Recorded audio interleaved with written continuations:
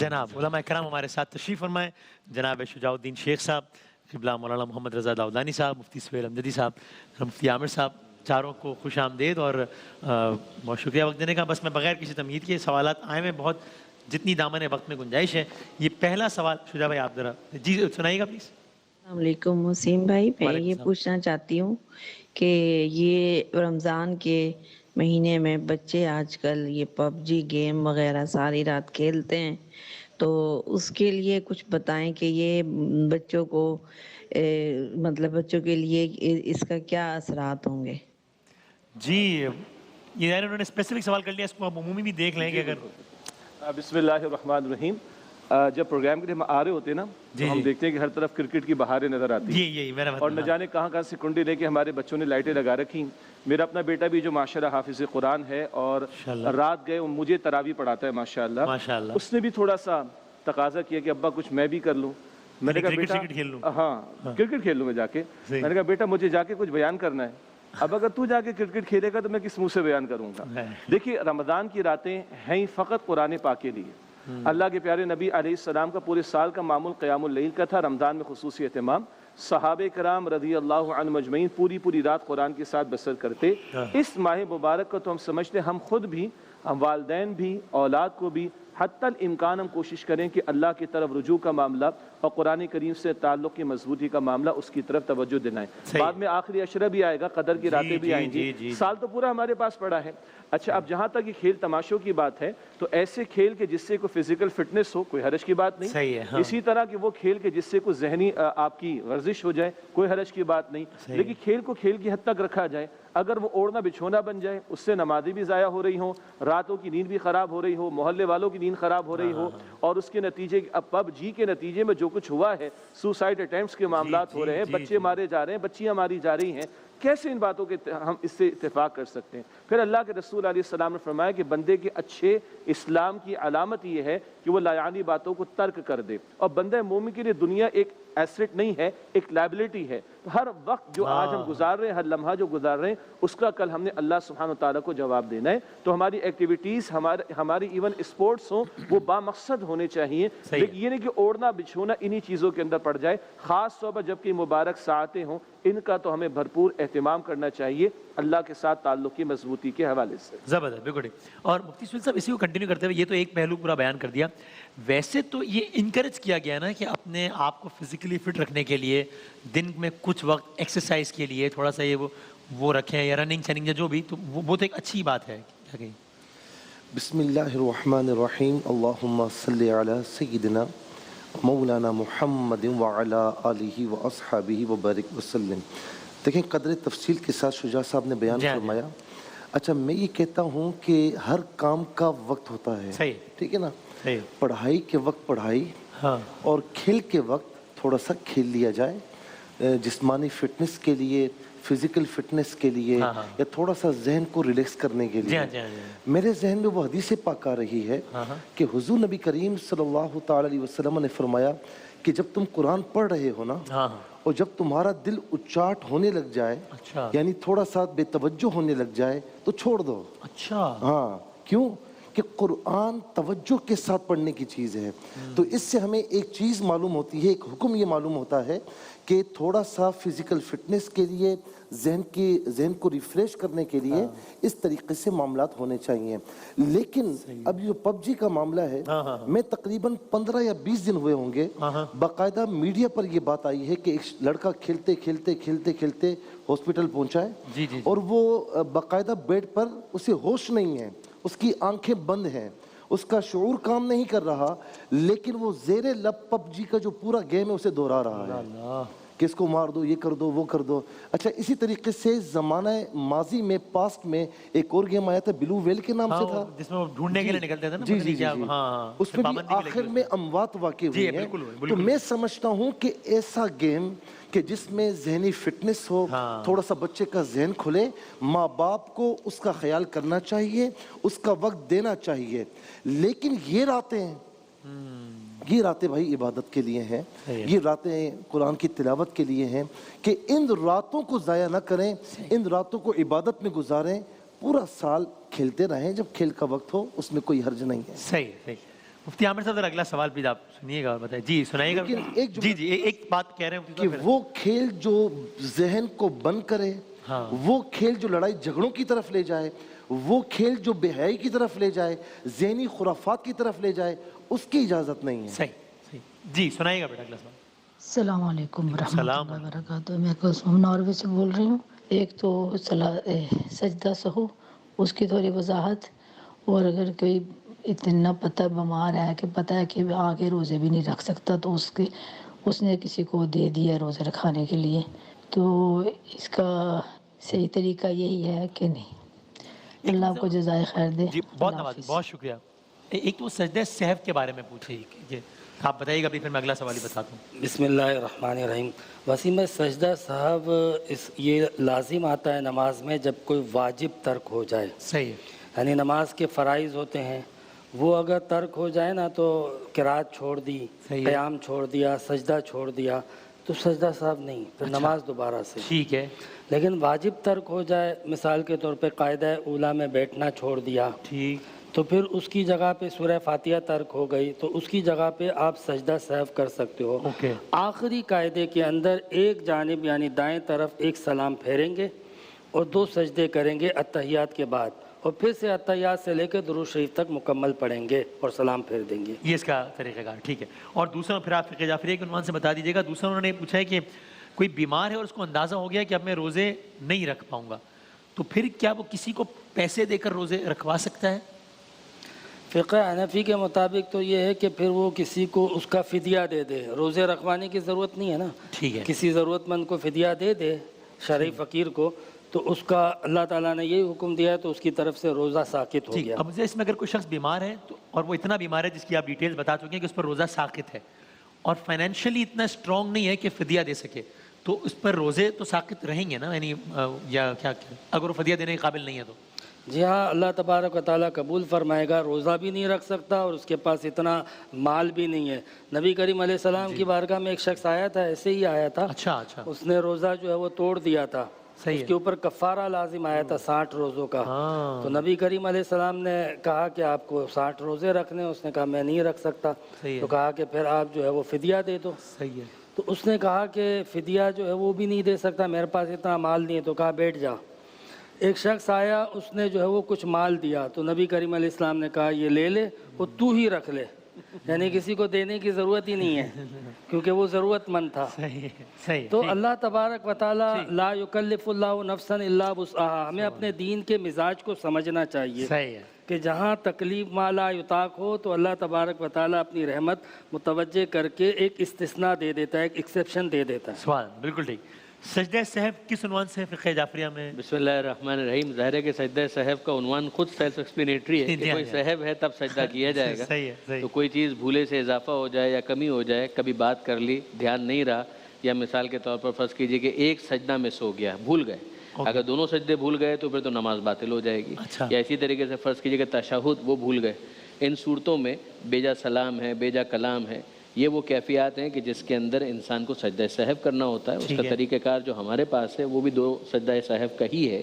اور طریقہ کار یہ ہوگا کہ انسان سجدے میں اپنی پیشانی کو رکھے جس طرح سے عام سجدہ کیا جاتا ہے. ایک خاص ذکر اس کے اندر 2-3 آپشنز ہیں، بڑا آسان سا. اس کے اندر یہ ہے کہ بسم اللہ و باللہ، اللہم صلی علی محمد و آل محمد، یہ سجدے میں پڑھے.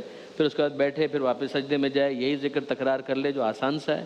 پھر اس کے بعد بیٹھے، تشہد پڑھے، سلام پڑھے، اللہ اللہ خیر صلی اللہ، سجدہ سہو مکمل. اس سجدہ سہو کے لیے بھی وضو کی شرط ویسے ہی لازمی ہے جیسے نماز کے لیے ہے؟ یقیناً وضو کرنا اور یہ تمام تر چیزیں وہ ہیں کہ جس کے اندر بہت سے فقہا نے اس کی تاکید کی ہے، لہٰذا اس کی رعایت کرنی چاہیے. بعض نے گنجائش بھی دی ہے اس کے اندر. اس میں ترتیب کتنی امپورٹنٹ ہے کہ نماز ختم کرتی فوراً ہوگا سجدہ، یا؟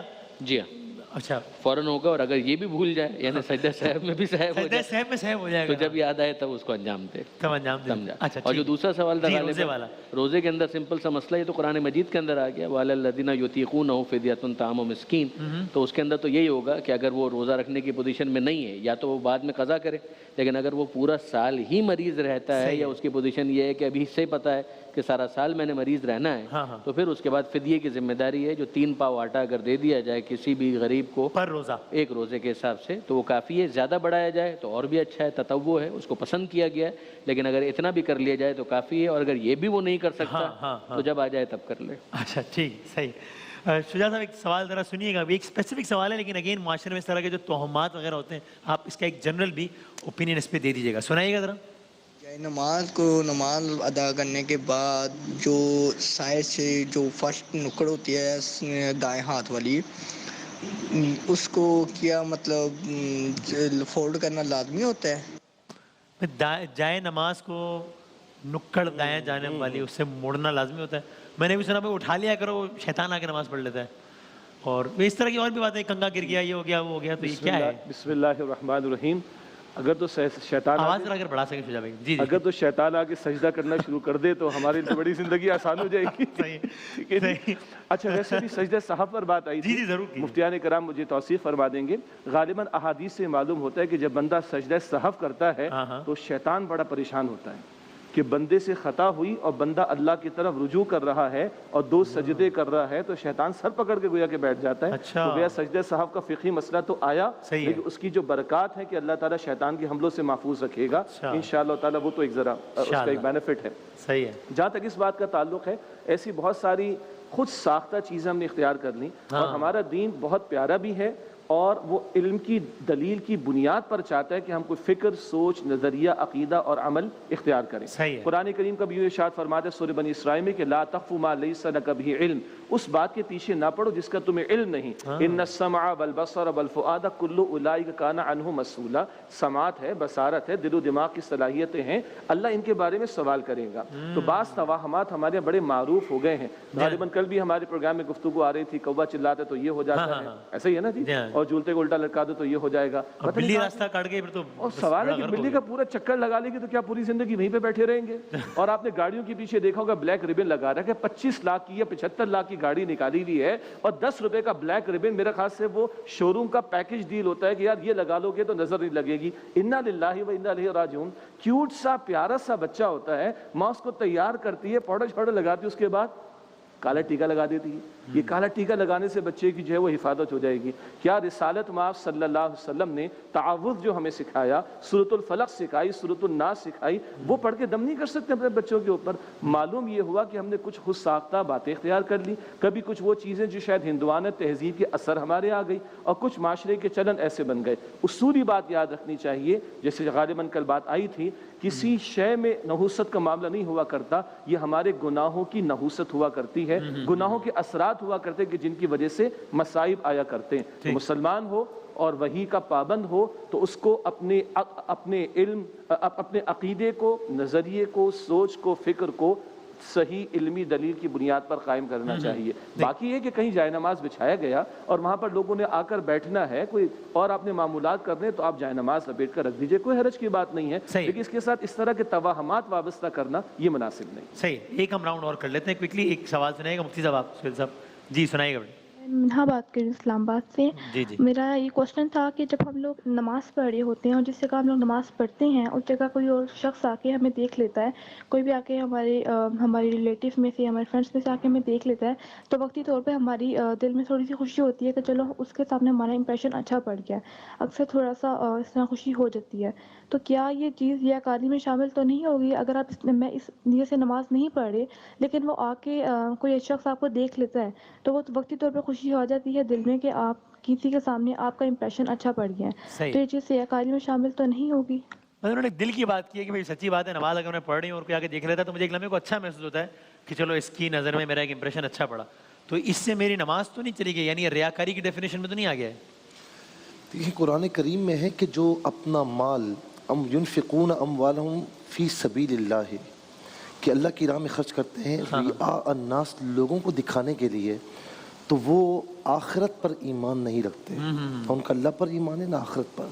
یہ بات تو طے ہے کہ کوئی بھی نیک عمل دکھانے کے لیے آپ کر رہے ہیں تو روز قیامت اللہ رب العالمین فرمائے گا کہ جس کو دکھانے کے لیے تم نے کیے نا، جاؤ اس سے اجر لو، میں تمہیں کوئی اجر عطا نہیں فرماؤں گا۔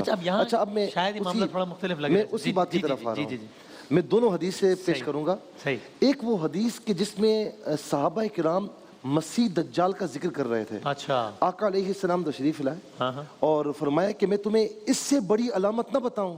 عرض کی یا رسول اللہ بالکل بتائیے۔ فرمایا کہ اس سے بڑی علامت یہ ہے کہ کوئی بندہ خشوع اور خضوع کے ساتھ نماز پڑھ رہا ہوگا، یہ تو اچھی بات ہے۔ فرمایا کہ لوگوں کو دکھانے کے لیے تو یہ عبادت قابل قبول نہیں۔ ایک شخص نے عرض کی یا رسول اللہ ہمارے دل میں کوئی ریاکاری نہیں ہے، ہم اللہ کی رضا کے لیے پڑھ رہے ہیں، لیکن کوئی آ کر دیکھتا ہے تو ہمیں خوشی ہوتی ہے۔